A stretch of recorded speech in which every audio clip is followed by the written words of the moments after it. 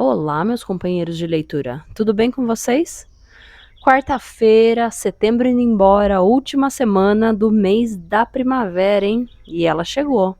E que calor é esse, gente? Meu Deus do céu. Pessoal, muito obrigada pela companhia de vocês em mais uma semana para mais uma leitura de Ramsés, a Dama de Abu Simbel. A gente viu na semana passada que o Shenar voltou para a capital de Pi-Ramsés e Ramsés está tentando encontrar o amigo Moisés. Será que o vizir vai permitir essa visita? E será que Serramana vai encontrar Abner? Muitas coisas estão acontecendo e a gente vai começar a ler agora, mas antes eu quero agradecer e dar as boas-vindas aos novos inscritos no canal. Muito obrigada pela companhia de vocês, muito obrigada pelos likes, muito obrigada pelos comentários de sempre. Vocês são os meus amigos de toda semana e eu agradeço muito a companhia de vocês. Um grande beijo e vamos começar com capítulo 17. Ramsés e Amene tinham ouvido com atenção a longa descrição de Serramana. Contrastando com a tensão que reinava no ambiente, uma luz suave iluminava o gabinete de Ramsés. Com o fim do período de verão, o Egito ornamentava-se de cores douradas e tranquilas. Ofir, um mago líbio, repetiu Amene. E Lita, uma pobre louca que ele manipulou. Teremos realmente razão para nos inquietarmos? Esse sinistro personagem fugiu, não dispõe de nenhum apoio no país e com certeza já ultrapassou a fronteira. Menospreza a gravidade da situação, considerou Ramsés. Esquece o lugar onde ele se ocultava, a Cidade do Sol, a capital de Akhenaton. Está abandonada há tanto tempo, mas as ideias perniciosas do seu fundador continuam a perturbar certos espíritos. E Ofir pensou utilizá-las para estabelecer uma rede de simpatizantes. Uma rede? Seria Ofir um espião hitita? Tenho certeza que sim. Mas os hititas estão um pouco se importando com Atom e com o Deus único. Os hebreus não. Interveio Serramana. Amene receava.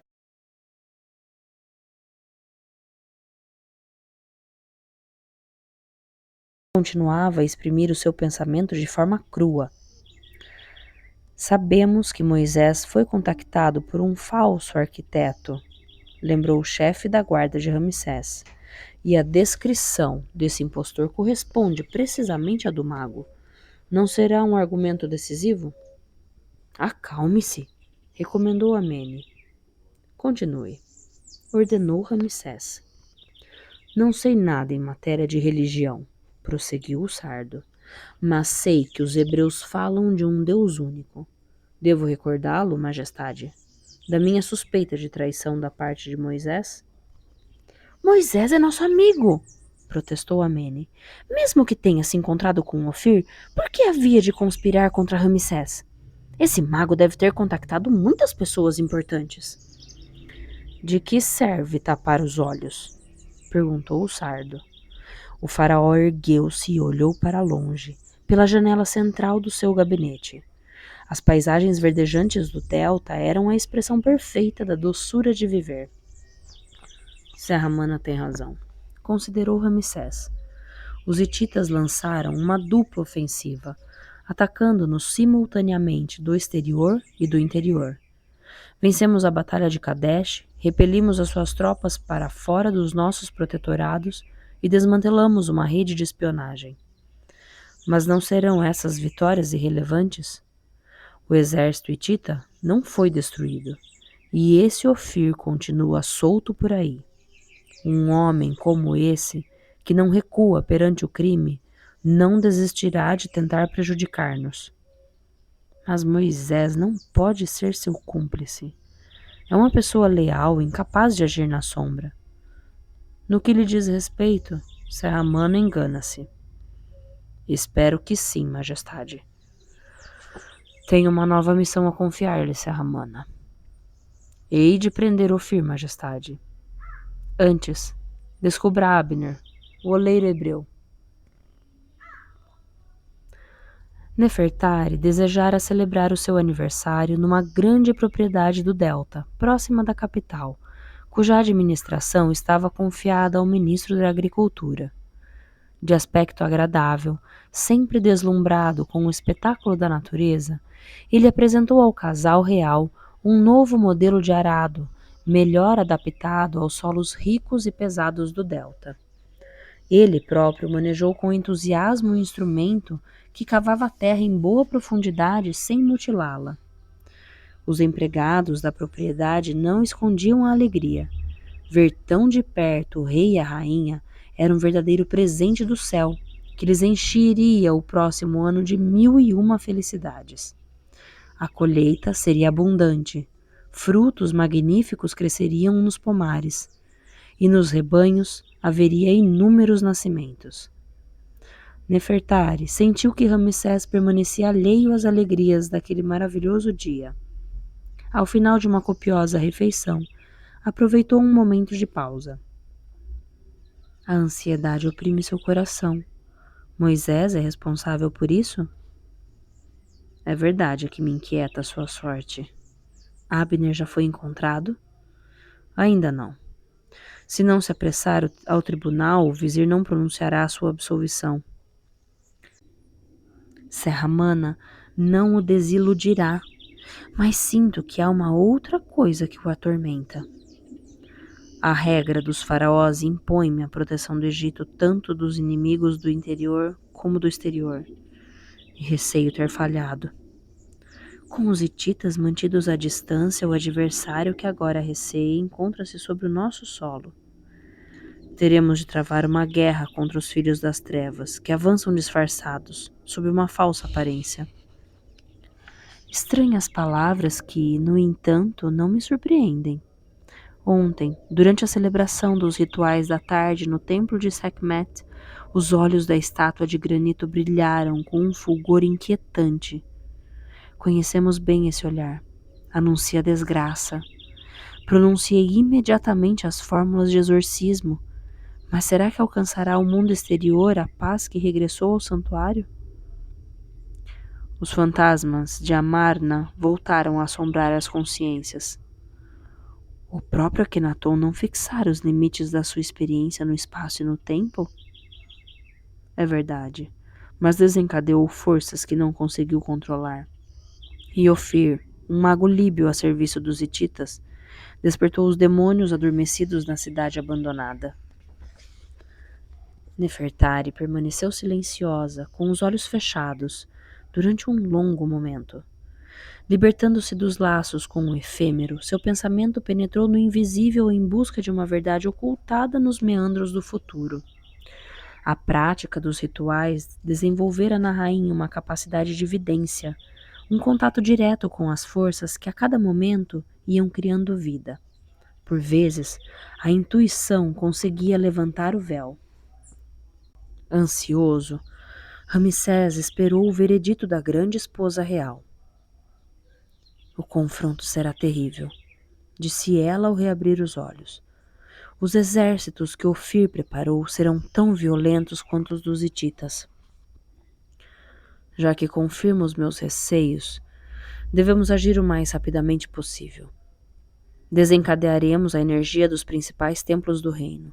Assim o recobraremos de uma rede protetora cujas malhas terão sido tecidas pelos deuses e deusas. A sua ajuda é indispensável para mim. Nefertari abraçou Ramsés com um gesto de infinita ternura. Acha necessário pedi-la? Sim, pois vamos empreender uma longa viagem e enfrentar inúmeros perigos. O nosso amor teria algum sentido se não fosse consagrado ao Egito? Ele nos dá a vida, nós lhe damos a nossa. Jovens camponesas de seios nus, a cabeça enfeitada com uma touca de junco e um saiote vegetal enrolado na cintura, dançaram em honra da fecundidade da terra e atiraram umas às outras pequenas bolas de pano para afastar o mal-olhado. Graças à sua perícia, os gênios maus, pesados, poucos hábeis e disformes, não conseguiriam penetrar nas culturas. Ah, se tivéssemos a habilidade delas, desejou Nefertari. Também você tem uma preocupação oculta. Estou inquieta com K. cometeu alguma falta grave? Não. É por causa do pincel que lhe roubaram. Lembra-se do desaparecimento do meu chale preferido? Tenho certeza de que esse mago Ofiro utilizou para praticar um encantamento, arruinar a minha saúde e enfraquecer a nossa união. Graças à intervenção de Setaol, pude dar à luz Meritamon e escapar à morte. Mas receio um novo ataque, e desta vez contra uma criança, contra o nosso filho mais velho. Ele se queixa de alguma coisa? O Dr. Pariamaco acaba de examiná-lo e não descobriu nada de anormal. O seu diagnóstico não me basta. Mande chamar Setaol e peça-lhe para criar uma muralha mágica em torno de cá. A partir de hoje, deve relatar-nos o mínimo incidente. Preveniu Izete? Claro que sim. É preciso descobrir o ladrão ou a ladra para saber se somos traídos no mesmo interior do palácio. Serramano interrogará o pessoal. Tenho medo, Ramsés. Tenho medo por cá. Controlemos esse medo que lhe pode ser prejudicial. O manipulador das trevas se utilizará da menor falha. Equipado com uma paleta de escriba e pincéis, K entrou no laboratório de Setaol e Lotus. A bela Núbia obrigava uma cobra negra a cuspir o seu veneno, enquanto o marido preparava uma poção para tratar as perturbações digestivas. É você meu professor de magia?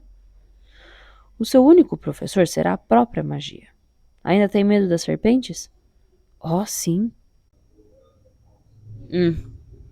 Apenas os imbecis não receiam os répteis.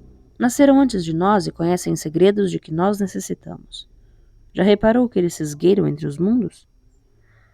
Desde que meu pai me fez encontrar a grande cobra, sei que evitarei a morte maléfica. Parece, no entanto, que é necessário protegê-lo. Roubaram-me um pincel, e um mago quer servir-se dele contra mim. Foi a rainha que me contou a verdade. A seriedade e a maturidade do jovem espantaram Setaol. Como as serpentes nos enfeitiçam, e ensinam-nos também a forma de lutar contra os feitiços, explicou Setaol. É por isso que vou fazê-los ingerir todos os dias uma mistura à base de cebolas esmagadas, sangue de serpente e plantas urticáceas. Dentro de 15 dias, acrescentarei-lhe malha de cobre, ocre vermelho, alúmen e óxido de chumbo. Depois Lotus lhe oferecerá um remédio que ela própria inventou. K fez uma careta. Não deve ser nada agradável. Um pouco de vinho disfarça o mau sabor. Nunca bebi. Uma lacuna a mais a preencher. O vinho perturba o espírito dos escribas e nos impede de ter uma mão firme. O excesso de água impede o coração de se dilatar. Não dê ouvidos a essas ideias.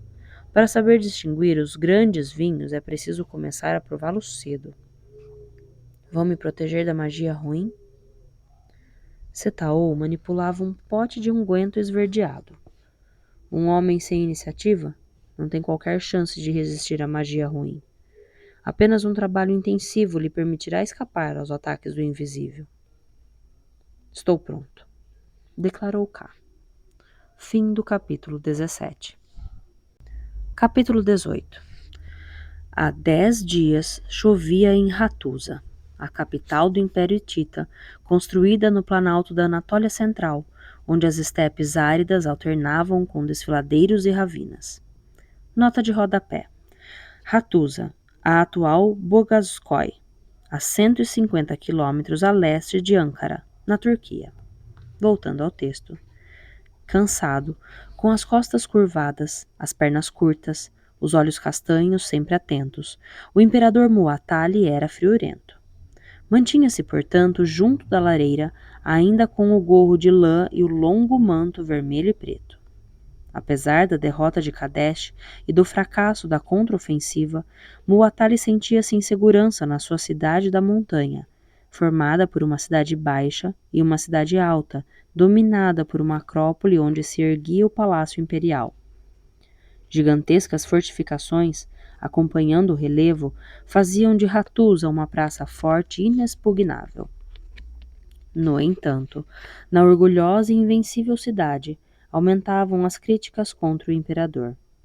Pela primeira vez, o seu apurado sentido de estratégia não conseguira a vitória para o seu exército. Nos 9 quilômetros de muralhas, eriçados de torres e ameias, os soldados montavam guarda rigorosa, mas todos se perguntavam se amanhã Muatalli continuaria a presidir os destinos do império. Até então, aquele que era familiarmente chamado o Grande Chefe sempre fizera abortar as tentativas de tomada do poder, eliminando os ambiciosos. Mas os recentes acontecimentos haviam tornado frágil a sua posição. E isso sem mencionar 2 homens que lhe cobiçavam o trono. O filho, Uri-Teshup, apoiado pela elite do exército, e Hattusil, o irmão do imperador, astuto diplomata que elaborara uma poderosa coligação contra o Egito. Coligação que Muatalli tentava manter ao oferecer grande quantidade de presentes valiosos aos seus aliados. Muatalli acabava de passar uma serena parte do dia em companhia de uma encantadora jovem, divertida e culta, que lhe fizera esquecer as preocupações. Teria gostado, tanto quanto ela, de poder consagrar-se à poesia amorosa para esquecer as paradas militares. Mas tal pensamento não passava de um sonho, pois um imperador hitita não tinha tempo nem direito de sonhar. Muatalli aqueceu as mãos. Ainda hesitava. Deveria eliminar o irmão ou o filho? Ou os 2? Alguns anos antes, a intervenção brutal teria sido inevitável. Grande número de pessoas dedicadas à intriga e até mesmo de soberanos havia sucumbido à morte por envenenamento, muito apreciada na corte hitita. Atualmente, a hostilidade entre os 2 pretendentes lhe poderia ser útil. Ambos não seriam neutralizados, permitindo-lhe aparecer como um mediador indispensável? E havia ainda uma outra realidade angustiante que ditava sua conduta. O império estava prestes a desmembrar-se. Os repetidos fracassos militares, o financiamento da guerra e as dificuldades do exército internacional ameaçavam estremecer o gigante. Muatalli recolhera-se no templo do deus da tempestade, o mais belo do bairro dos santuários da Cidade Baixa, que englobava nada menos do que 21 monumentos dedicados às divindades.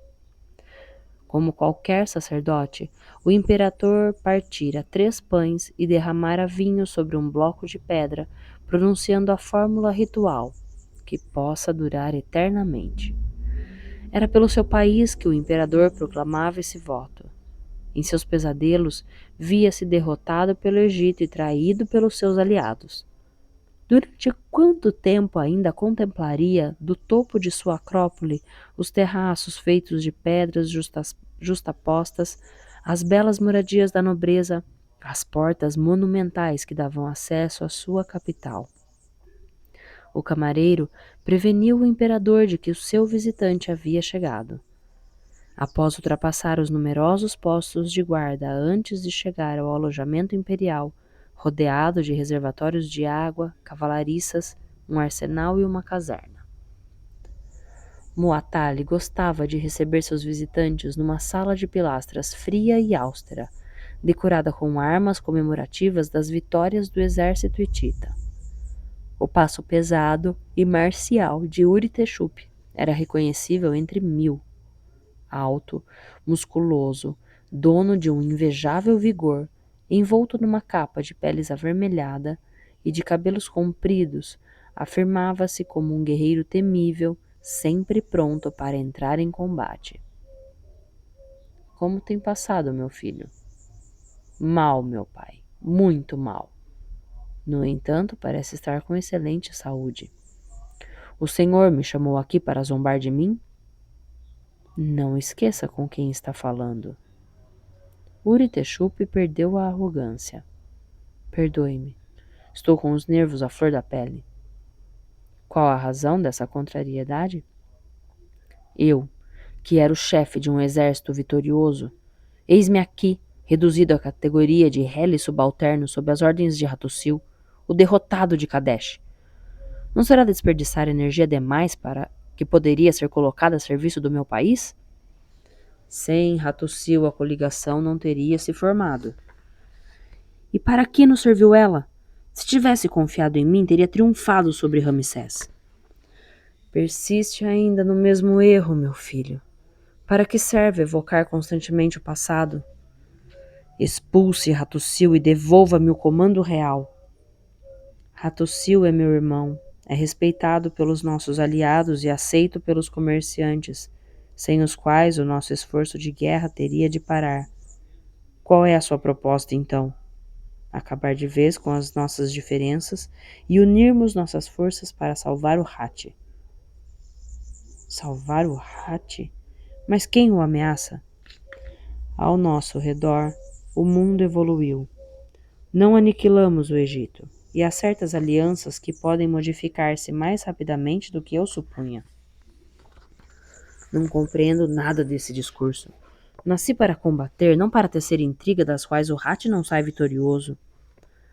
São conclusões apressadas e insensatas, meu filho. Se pretendemos estender a nossa supremacia a todo o Oriente Próximo, comecemos por solucionar as nossas divisões internas. Há uma diligência salutar e indispensável: a sua reconciliação com Hattusil. Uritexupi bateu com o punho numa das pilastras da lareira. Nunca, nunca aceitarei humilhar-me perante aquele medíocre. Acabemos com as nossas divisões e seremos mais fortes. Encerre o meu irmão e a mulher num templo e dê-me ordem para atacar o Egito. Eis uma diligência salutar. Recusa qualquer forma de conciliação? Recuso. É a sua última palavra? Se afastar Hattusil, serei o seu fiel apoio. Eu e o exército. Um filho negocia o amor que dedica ao pai. Você é muito mais que um pai. É o imperador do Hati. Apenas o interesse do Hati deve ditar as nossas decisões. A minha posição é justa, como acabará por reconhecer. O imperador pareceu cansado. Talvez tenha razão. Tenho que refletir. Ao sair da sala de audiências, Uritexupi estava certo de ter convencido o pai. Em breve, o envelhecido imperador não teria outra alternativa senão conceder-lhe plenos poderes, antes mesmo de lhe entregar o trono. Trajando um vestido vermelho, colar de ouro, pulseiras de prata e sandálias de couro, Puturrepa, a esposa de Hattusil, queimava incenso na sala subterrânea do templo de Ishtar. A Acrópole estava silenciosa àquela avançada hora da noite. 2 homens desceram a escada.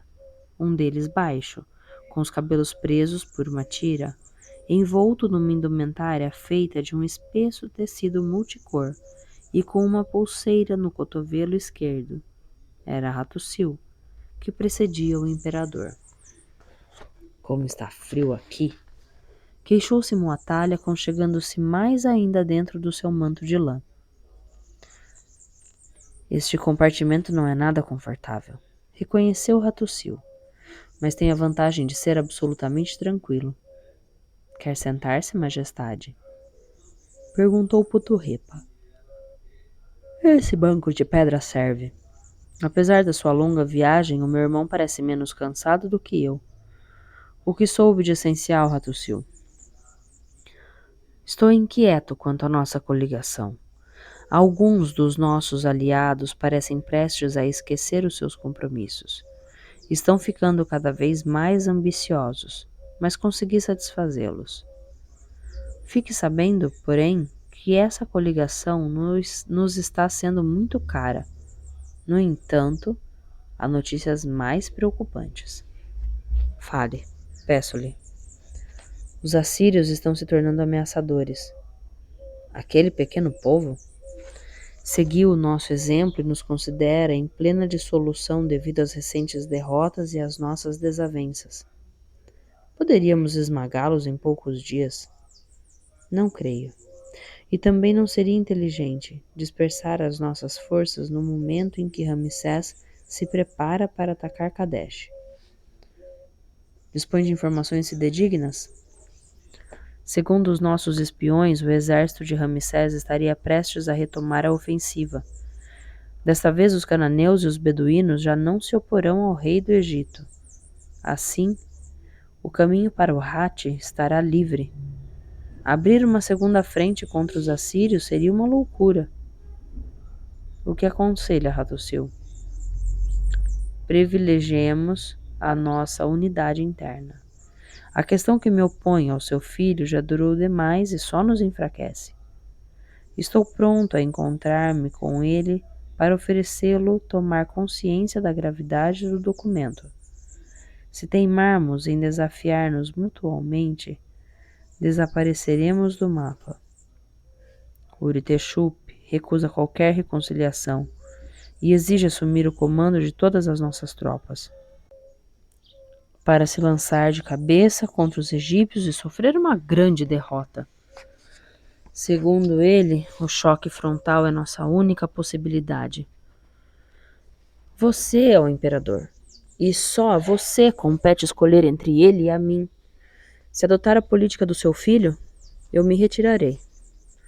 Muatali deu alguns passos para se aquecer. Só há uma solução razoável, declarou calmamente a bela Puturrepa. Como imperador, deve privilegiar a grandeza do Hati. Que Hattusil seja seu irmão e Uritexup seu filho não tem qualquer importância perante a salvaguarda do nosso povo, pois como imperador sabe muito bem que a fúria guerreira de Uritexup nos conduzirá à ruína. Qual é então a solução razoável? Ninguém consegue convencer uma pessoa com esse temperamento arrebatado. Portanto, é necessário suprimi-la. Nem você nem Hattusil devem estar implicados no seu desaparecimento. Eu própria me encarregarei disso. Fim do capítulo 18. Capítulo 19. Moisés ergueu-se. Você aqui? A justiça autorizou-me a visitá-lo. O faraó tem necessidade de solicitar autorização para visitar as suas prisões? No seu caso, sim, pois é acusado de assassinato. Mas antes de tudo, você é meu amigo. Então não me renega. Abandona-se um amigo que cai em desgraça? Ramsés e Moisés abraçaram-se longamente. Não tive confiança em você, Ramsés, porque não acreditei que viria. Homem de pouca fé, por que fugiu? Pensei primeiro que o pânico podia explicar a minha atitude, mas em Madiã, onde me ocultei, tive tempo para refletir. Não foi uma fuga, foi um apelo. A cela de Moisés era um local limpo e bem arejado, mesmo com o chão de terra batida. O rei sentou-se num banco de 3 pés de frente para o seu amigo hebreu. De quem provinha esse apelo? Do Deus de Abraão, Isaque e Jacó, de Jeová. Jeová é o nome de uma montanha no deserto do Sinai. Fazer dela o símbolo de uma divindade nada tem de estranho. Não abriga a montanha do ocidente em Tebas, a deusa do silêncio? Jeová é o Deus único. Não se reduz a uma paisagem.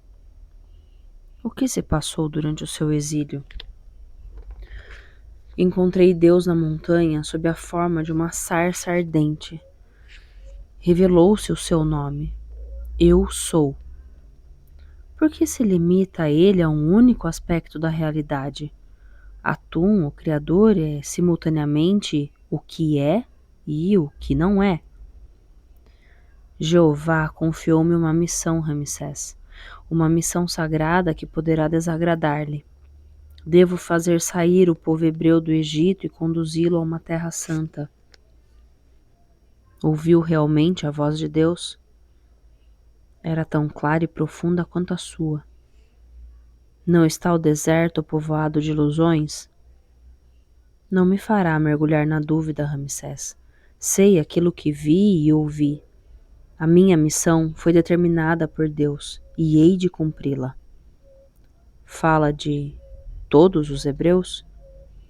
É um povo inteiro que sairá livre do Egito. Quem impede um hebreu de circular livremente?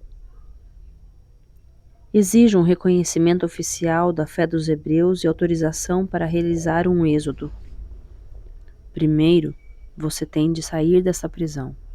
É por isso que mandei procurar Abner. O testemunho dele será decisivo para a sua absolvição. Talvez Abner tenha deixado o Egito. Tenha minha palavra de que não serão poupados todos os esforços para trazê-lo ao tribunal. A minha amizade por você permanece intacta, Ramsés, e desejei a sua vitória na luta contra os hititas. Mas você é o faraó e eu o futuro líder do povo hebreu. Se não se curvar à minha vontade, vou me tornar o mais implacável dos seus inimigos. Os amigos não encontram sempre uma base de entendimento? A nossa amizade contará menos do que a minha missão. Mesmo que o meu coração se parta, devo obedecer à voz de Jeová. Teremos tempo para voltar a falar disso. Primeiro, deve recuperar a liberdade. Não me importa estar encarcerado. Preparo-me na solidão para as provas de amanhã. A primeira poderá ser uma pesada condenação. Jeová está me protegendo. Desejo que sim, Moisés. Procurando bem na sua memória, não pode descobrir algum elemento que possa ser útil à sua defesa? Disse a verdade, e a verdade brilhará. Não está me ajudando muito. Quando se é amigo do faraó, por que haveríamos de nos preocupar com a injustiça? Você nunca permitirá que ela invada o reino e a alma dos juízes. Encontrou-se com um homem chamado Ofir? Não me lembro. Tente lembrar-se. Ofir é um falso arquiteto que o contatou em Pi-Ramsés quando você estava construindo a minha capital. Com certeza elogiou os méritos da religião de Akenaton. Tem razão. Fez-lhe promessas concretas? Não, mas pareceu-me ser sensível à desgraça dos hebreus. Desgraça? O termo não será exagerado? Você é egípcio, não pode compreender. Esse Ofir é um espião hitita que conspira contra o Egito. É também um assassino. Qualquer acordo com ele faria pesar sobre você suspeita de alta traição. Seja quem for que auxilie o meu povo, merece a minha gratidão. Detesta a terra que o viu nascer? A infância, a adolescência, os nossos estudos em Mênfis, a minha carreira a seu serviço. Tudo isso está morto e esquecido, Ramsés. Apenas amo uma terra, a que Deus prometeu ao meu povo.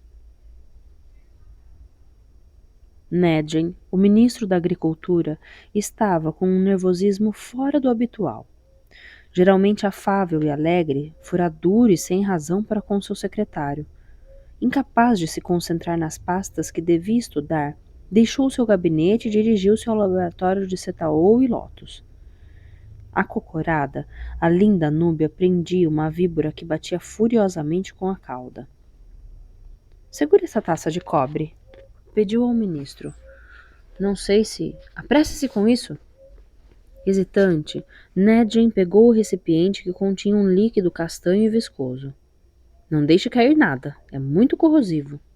Nedjen tremia. Onde posso colocá-lo? Na prateleira. Lotus enfiou a víbora num cesto, em seguida fechando-o. Em que posso ser-lhe útil, Nedjen? Você e Setaol... O que querem de Setaol? Interrogou a voz áspera do encantador de serpentes. Vapores inquietantes saíam de filtros de diversos tamanhos. Nas prateleiras, os potes misturavam-se com os filtros, os frascos com os tubos, as decocções com as poções. Quero dizer, um ataque de tosse impediu o ministro de continuar. Pois bem, diga, exigiu Setaol. Mal barbeado, maciço, de ombros largos, quase invisível no meio dos vapores que invadiram a parte do laboratório onde trabalhava, Setaol transvasava veneno diluído. É a propósito do pequeno K. O que lhe aconteceu? É você que... Enfim, quero dizer que, até agora, me ocupei da educação dessa criança. Gosta de ler e de escrever. Demonstra uma maturidade excepcional para sua idade. Possui já uma cultura que muitos escribas invejariam. Não hesita em estudar os segredos do céu e da terra. Quer. Eu sei de tudo isso, Nedjen, e tenho trabalho a fazer. Portanto, vá direto ao assunto. Você. Você não é um homem fácil. A vida não é fácil. Quando se convive diariamente com os répteis, não se pode perder tempo com trivialidades. Nedjen ficou chocado. Mas a minha visita não é uma trivialidade. Então diga de vez o que tem para dizer. Bem, vou ser mais direto. Por que está arrastando cá para o mau caminho? Setaou colocou sobre uma prateleira o frasco que estava manipulando e limpou a testa com um pano. Entre em minha casa, Nedjen, porque vejo que veio perturbar o meu trabalho. E ainda por cima está me insultando. Por mais ministro que seja, a minha vontade agora é enfiar um murro na sua cara. Nedjen recuou esbarrando em Lotus. Perdoe-me, não supunha, mas aquela criança... A iniciação de K na magia parece-lhe prematura? Perguntou Anúbia com um sorriso encantador. Sim, sim, é isso, respondeu Nedjen. Esses escrúpulos o honram, mas os seus receios não têm fundamento. Uma criança tão pequena diante de uma ciência tão complexa, tão perigosa. O faraó nos ordenou que protegêssemos o filho. Para consegui-lo, precisamos da cooperação de K. O ministro empalideceu. Protegê-lo? De que ameaça? Gosta de carne marinada? Perguntou Lotus. Eu? Sim, claro. É uma das minhas especialidades. Aceita compartilhar a nossa refeição? Convidar-me assim, de última hora? Já está decidido, declarou Setaú. E K não é um pequeno objeto frágil, mas sim o filho mais velho de Ramsés. Atacando-o, pretendem enfraquecer o casal real e todo o país. Ergueremos uma muralha mágica em torno de K, para repelir as influências nocivas lançadas contra ele. A tarefa exige precisão.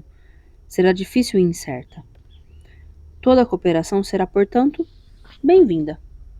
Fim do capítulo 19. Capítulo 20. A ruela do bairro hebreu estava recoberta de traves que suportavam um entrelaçado de juncos destinado a proteger os transeuntes devido ao calor do sol. Sentadas na soleira das portas, as donas de casa discutiam. Quando passava o carregador de água, matavam a sede, para depois recomeçarem suas intermináveis conversas, às quais se misturavam os artesãos, que saboreavam um momento de repouso, e os oleiros, de regresso dos canteiros de obras. Um único assunto ocupava todos os espíritos: o processo de Moisés. Uns diziam que ele seria condenado à morte, outros que ele receberia uma pena leve de prisão. Alguns extremistas defendiam uma revolta, mas a maioria tomava o partido do fatalismo. Quem se atreveria a opor-se ao exército e à guarda do faraó? E, afinal, Moisés estava sofrendo o que merecia. Não havia matado um homem?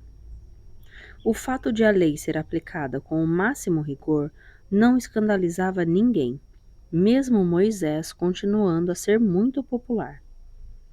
Quem não recordava sua dedicação aos oleiros e as vantagens materiais que conseguira para eles? Muitos trabalhadores desejavam que ele voltasse a trabalhar como arquiteto e se interessasse de novo pela sua sorte. Arão compartilhava do pessimismo do ambiente. É verdade que a sorte de Moisés estava nas mãos de Jeová, mas a justiça egípcia não se mostrava nada meiga com os criminosos. Se Abner tivesse concordado em comparecer, a acusação teria sido anulada, mas o oleiro afirmava convictamente que Moisés mentia. Recusou-se, portanto, a sair do seu esconderijo antes do fim do processo. Como Arão não tinha qualquer censura a fazer a Abner, não podia pedir ao chefe de sua tribo que exigisse seu testemunho. Ao passar pela ruela, Arão reparou em um mendigo com a cabeça coberta por um capuz. Encostado à parede, com as pernas dobradas, o homem comia pedaços de pão que os transeuntes lhe atiravam. No primeiro dia, Arão tentou esquecer o infeliz. No segundo, ele próprio deu de comer. No terceiro, sentou-se ao seu lado. Não tem família? Já não tenho ninguém. Era casado? Minha mulher morreu e meus filhos partiram. Que triste sorte caiu sobre você. Era comerciante de cereais. Tinha uma boa casa e levava uma vida tranquila. Cometi uma falta grave ao enganar a minha mulher. E Deus o castigou. Tem razão, mas não é a ele que leva a minha desgraça. Um homem descobriu a minha ligação, fez chantagem comigo, arruinou-me e destruiu o meu casamento. A minha mulher morreu de desgosto. Então esse homem era um monstro. Um monstro que continua a agir cruelmente e a espalhar a infelicidade. Além de mim, outros sofrerão com a sua crueldade. Como ele se chama? Tenho vergonha de dizer. Por que razão? Porque é hebreu como nós. Chamo-me Arão e tenho alguma influência em nossa comunidade. Não tenho direito de continuar calado porque uma ovelha ranhosa pode contaminar o rebanho. Que importância tem isso agora? Estou só e desesperado. Apesar da sua infelicidade, você deve pensar nos outros. Esse homem deve ser castigado. Ele chama-se Abner, murmurou o mendigo. Desta vez, Arão tinha um sério motivo para se queixar do comportamento de Abner. Nessa mesma noite, reuniu um conselho de anciãos e chefes de tribo, contando-lhes as desventuras do comerciante de cereais. Há algum tempo, relembrou um decano, Abner fez chantagem com alguns oleiros, mas estes guardaram silêncio e apenas rumores chegaram aos nossos ouvidos. Compreende-se agora o motivo de Abner não querer comparecer perante um tribunal, preferindo que se acalme toda essa agitação. Moisés está na prisão e somente o testemunho de Abner poderá salvá-lo. Desconcertados, os notáveis não demonstravam a mínima vontade de tomar partido. Um chefe de tribo fez um resumo da situação. Falemos claramente. Moisés cometeu um assassinato, e esse crime lançou a desconfiança sobre todos os hebreus. Não há injustiça quanto a ele ser castigado. Além disso, voltou para espalhar a perturbação entre nós com as suas ideias loucas. A prudência aconselha que se deixem as coisas correrem. Arão foi dominado por violenta cólera. Covarde entre os covardes. Prefere, portanto, ajudar um miserável como Abner e enviar para a morte Moisés, que lutou por você. Que Jeová o mergulhe na infelicidade e na desgraça. O decano da assembleia, um oleiro reformado, interveio com violência. Arão tem razão. O nosso comportamento é desprezível. Estamos protegendo Abner, lembrou um chefe de tribo. Não temos o direito de obrigá-lo a se arriscar a um castigo com base em vagas acusações. Arão bateu com seu cajado no chão. Será que Abner não o ajudou a enriquecer às custas dos nossos irmãos? Como se atreve? Confrontemos o mendigo com Abner. Proposta aceita, declarou o decano. Abner estava escondido numa casa de 2 pisos, no centro do bairro dos Oleiros, de onde só sairia depois da condenação de Moisés. Tornara-se rico e considerado, passando agora a maior parte do tempo empanturrando-se de bolos e dormindo. Quando o conselho dos anciãos e dos chefes de tribo lhe impuseram o confronto, começara a rir, por 2 motivos. Primeiro, um mendigo não teria valor diante dele. Depois, Abner acusaria o povo hebreu de deixar um homem na miséria, o que era contrário à lei egípcia. Se, por um acaso extraordinário, o caso assumisse uma proporção comprometedora, seus cúmplices encarregar-se-iam de fazer desaparecer o seu desgraçado acusador. A entrevista realizou-se no térreo, na sala destinada a receber os visitantes, cujos bancos estavam cobertos de almofadas.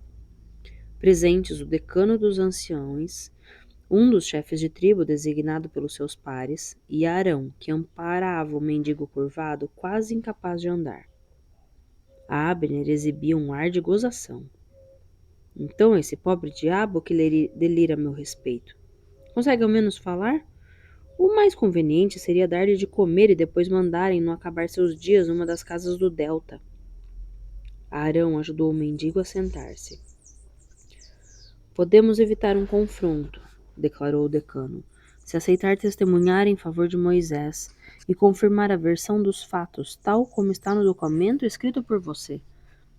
Moisés é um homem agitado e perigoso. Eu proporcionei fortuna a muitos dos nossos irmãos. Por que haveria de correr riscos inúteis? Por respeito à verdade, interveio Arão. É tão flutuante. Será o bastante para fazer Moisés ser libertado? Afinal, ele é um assassino. Nada temos a ganhar nos metendo nessa história. Moisés salvou a sua vida. Agora você deve salvar a dele. Essa história é antiga, minha memória é fraca. Não é preferível pensar no futuro? E depois, o meu depoimento escrito funcionará em favor de Moisés. Havendo o benefício de uma dúvida, será favorável. Não será condenado à morte. Um longo cativeiro será a sorte mais invejável? Moisés devia ter se controlado e não matar Sari. Fora de si, Arão bateu com o cajado no chão. Nada de violência, exigiu o decano. Esse indivíduo é um canalha. Traiu os seus e continuará traindo-os. Mantenha a calma, recomendou Abner. Sou generoso e comprometo-me a suprir as suas necessidades. Para mim, o respeito aos anciãos é de valor inapreciável. Se o decano e o chefe de tribo não estivessem presentes, Arão teria partido a cabeça de Abner. Permanecemos assim, meus amigos, e festejemos a nossa reconciliação com uma boa refeição que lhes ofereço com o maior prazer. Esqueceu o mendigo, Abner? Ah, o mendigo. Então, o que ele tem a dizer? Arão dirigiu-se ao pobre homem. Não tenha medo. Fale à vontade. O homem permaneceu prostrado, e Abner desatou a rir. É este o seu grande acusador? Acabemos logo com isso. Entregue-no aos meus criados que lhe darão de comer na cozinha. Arão estava mortificado. Fale, peço-lhe. Lentamente, o falso mendigo desdobrou o seu enorme corpo, tirou o capuz e mostrou o rosto. Estupefato, Abner mal foi capaz de articular o nome daquele inesperado e temido hóspede. Serramana está preso, declarou o sardo com um sorriso de pirata.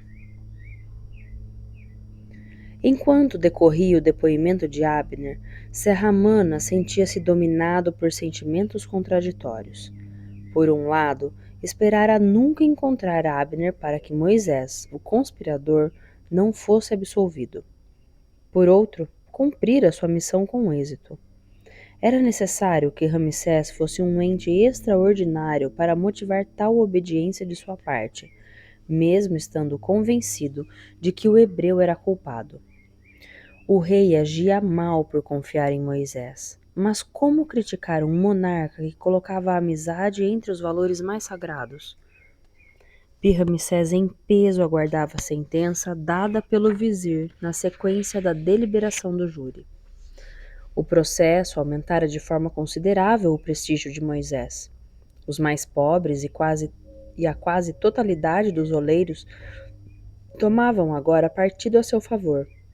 Não era ele que surgia como defensor dos infelizes contra os quais a vida se mostrara injusta? Serramana esperava que Moisés fosse exilado e que não viesse perturbar a harmonia construída dia a dia pelo casal real. Quando Amene saiu da sala do tribunal, o sardo foi ao seu encontro. O secretário particular de Ramsés estava feliz. Moisés foi absolvido! Fim do capítulo 20. Ok, meus amigos, mais um bloco de capítulos finalizado. E agora, vocês perceberam uma coisa? O título desse livro é A Dama de Abu Simbel, mas o que a gente menos está acompanhando é a construção do templo de Abu Simbel. Vai ter mais guerra dos hititas, tenho certeza. Vocês perceberam isso? Gente, vai ter mais um confronto com os hititas, ou não, a gente não sabe o que vai acontecer, né? Moisés. E sabe o que eu tô sentindo falta? De Asha. O que será que aconteceu com ele? Escrevam aí nos comentários. Eu acho que Asha está em... Um grande beijo pra vocês. Até amanhã pra quem vem pra As Brumas de Avalon, a Grande Rainha. Ou pra quem vem pra Dom Pedro II, na nossa sexta biográfica. Beijo pra vocês, ótima semana. Até mais. Tchau.